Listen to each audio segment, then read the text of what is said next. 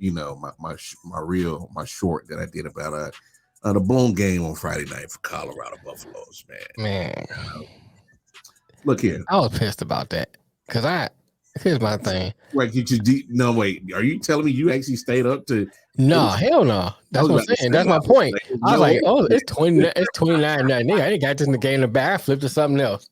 You know what I'm saying? I was like, and then I looked up. Stayed up for I looked up, watched my phone come. I was like, what the hell? They lost.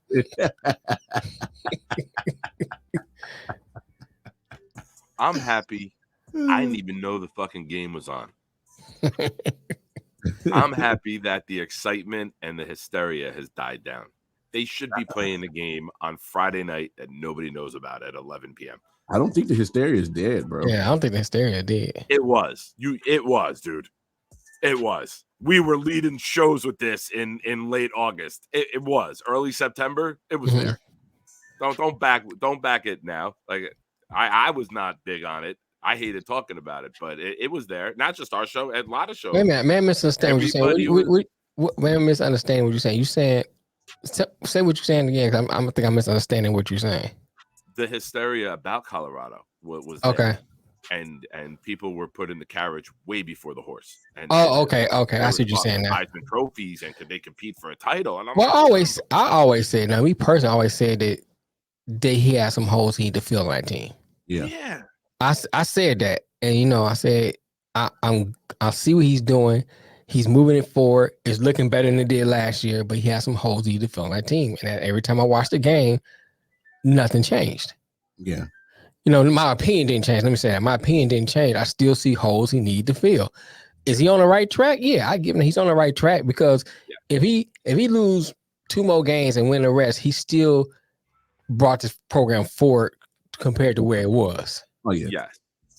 But bringing Colorado from a 1-win team to 4, 5, 6-win season is progress.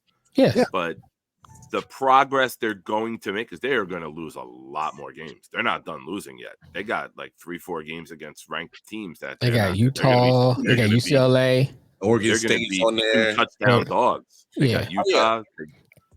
They losing this game to Stanford. Stanford was a 1-win team.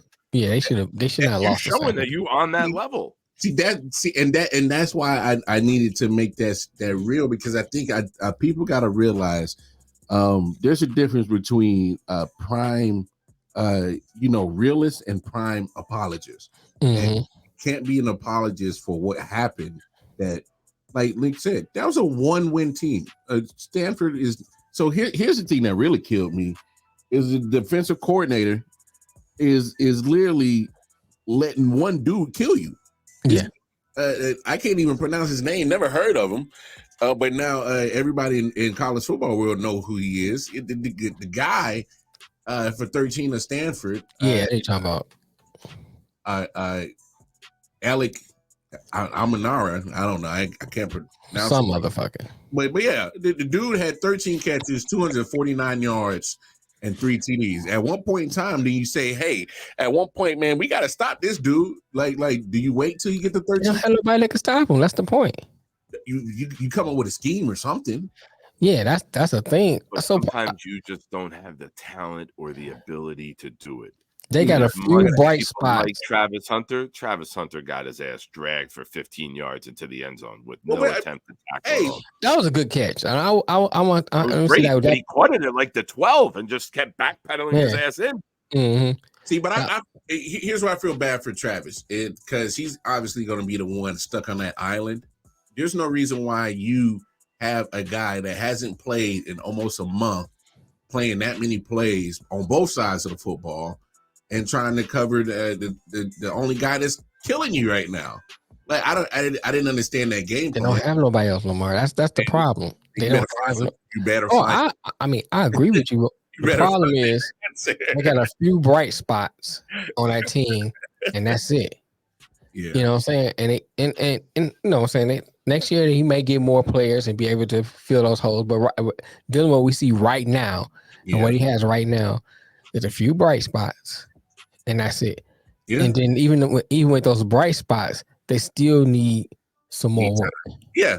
And that's why I'm saying you got to have prime realists and Prime apologists. People that's going to keep it real about Prime, who's going to support Prime, but they're going to be honest about the problems that their team has.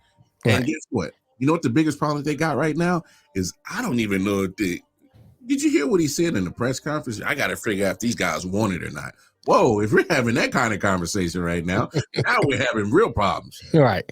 What do you mean? I got to figure out if these guys want it or not? Halfway through the season. Yeah. You brought them all here. Yeah, we. Hey, what you mean? We need to figure out how you calling them out. You blow a 29-0 lead. It's time to look in the mirror and question you and your staff, not the kids.